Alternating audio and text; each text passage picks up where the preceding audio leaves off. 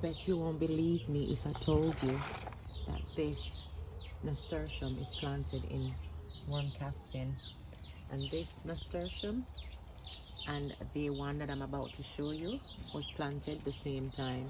This is the nasturtium. They were the same size a few weeks ago, and this one is in the raised bed. I think I'm figuring out something. These are the peas that I planted with the worm casting.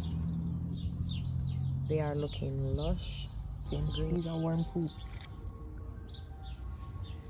Let's lift your bucket up. Look, gold mine.